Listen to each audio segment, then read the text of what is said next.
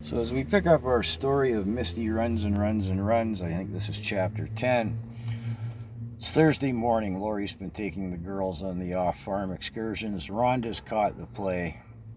But I come out early, and there's Cindy there early, and she has Fancy at the gas barrel. That's what we used as a hitching post. She's brushing Fancy down. As I approach, oh, hi, Cindy. I'm met with a stony silence, and I'm like, oh, what's up with you? Well, doesn't she turn on me and just flip out?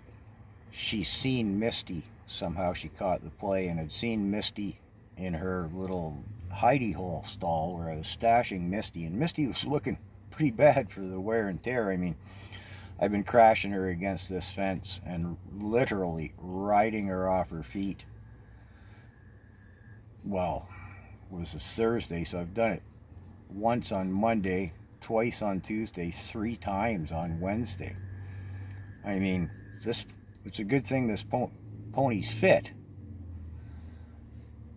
But anyways, Cindy loses it on me. I trusted you. I put my faith in you. Misty's a mess. What are you doing to her? Lori and her off-farm excursions. Yeah, I've caught the play now. I trusted you. She's just spinning right out on me, right? Like I'm the bad guy. And I kind of lose it, right? I'm like, all you ever look at is the horses. You never look at me. Here, look at me. I whip my t-shirt off and I drop my pants down. I'm standing there in my underwear. I'm black and blue from head to toe. Looks like somebody took a power sander to me. I'm not looking a lot better than the mayor is. Look at me. You never pay me any mind. I'm enraged. I'm like, I tell you what. You stay here at home here today, and you do my chores. And the driveway needs done, and the grass needs cut, and the fence needs, and the tractor needs its spark plugs cleaned because Dad's cheap, and blah, blah, blah, blah. I just lose it on her, right? She breaks down crying, sobbing over the gas barrel. I don't know what my horse Major was doing while I had him in the stall in the little barn, but I went in and just stuck the bridle in his head. I never had a saddle for him. He had a deeply swayed back and high withers. I would have had to pay for a custom saddle. So I yank him out of the barn, and he's kind of like, he was an extraordinarily intelligent horse. I'll have lots of stories about Major. But, he's kind of like, well, hey, wait a minute. What's going on? I didn't get my hooves checked. I didn't get my apple. I didn't get curried. What's going on here? And, he senses my mood. I'm thoroughly angered. Cindy's still weeping over the gas barrel. I bark at her some more about, you can do this, that, and the other thing, clean out the stalls, blah, blah. I jump up on Major and brutally heel him down the lane, and in return, he punishes me by trotting viciously down the lane, leaving me like, trying to keep me tenders off his high withers. By the time we get to the end of the drive, I was pretty uncomfortable. The old horse stops, turns around, looks at me like, I'm like, sorry, dude, sorry. I'm still like, oh, sorry. I'm petting his neck. I'm like, yeah, you're right. I was out of line. Sorry, man. He's like, are we on the same page now? I'm like, yeah, we're good. I'm sorry, dude. Major was, again, an extraordinarily intelligent horse. He liked to go places. And when he did, he was a big horse, heavy build. He'd swing his head around, looking around. He liked to get off the farm just for cerebral stimulation. So we head off down to the park, and I'm sitting there in the shade at the picnic table where we always park the horses. Cindy and, no, sorry, not Cindy, Lori and Rhonda show up, and they're like, what's up with Cindy? We found her cleaning stalls. She doesn't clean stalls as a rule. Maybe her own, tidy up, right? Knuckling back tears. What did you say to her? So I said, I did my full tilt asshole thing, how you can be. And they're like full tilt? I'm like, yeah. I lost it on her. Gave the skinny of the story to the girls. Rhonda says, well, I'm going to go back and help Cindy.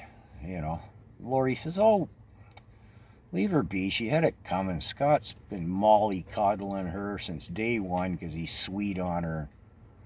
She had it coming. It's high time she learned, it's not all sunshine and sugar cubes.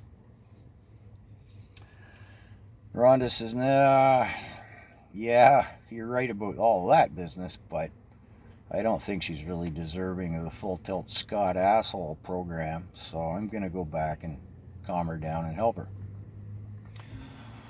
Fine, Lori says, I don't want any part of it. So off Rhonda goes. Lori says, well, what are you going to do? I said, well, I am taking the day off. Whatever Cindy gets done or doesn't, I don't care. Not much point flinging Misty at that fence anymore. I don't know if I have it in me anyways. She says, oh, well, let's go around the back of the lake into the sand dunes. We'll have a swim and then find a shade tree to hang out under. I'm like, ooh, skinny dipping with Lori. Cool. Right on. So as we're riding around the lake, around the backside and headed towards the green belt, Lori reaches in her pocket and slips Major a peppermint. Now, I've never seen any horse that would eat a peppermint. I tried every horse on the farm. You give them a peppermint, they spit it out and look at you like, what's that? Major was crazy for them. It would be clacking around in his tongue and his teeth, and his eyes would close and his head would go down. He'd actually grunt in pleasure, I look at Lori and she's like, smiles. She goes, no, I think I'll go back and help the other girls. You're on your own. She tears off on Rocket. Major's in his peppermint coma, right? So Lori's out of sight by the time that the peppermint's done. Major comes back into the current time-space continuum, looks around like, where'd they go? I was like, oh, we're just going to go hang out in the sand dunes. Come on, let's go, Major. He's like, oh, okay, whatever. Day off the farm. So I have a swim in the back of the lake. Sands, the companionship of Lori, and then Major and I go and we find an apple tree. We both have our brunch, if you will, of apples, and spent the afternoon sleeping under the tree.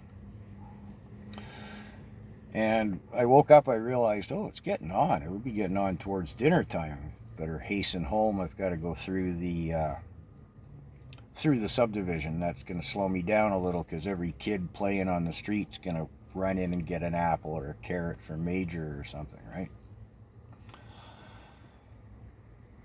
I think I'll just cut this story off and bring it back to when Major and I arrived back on the farm.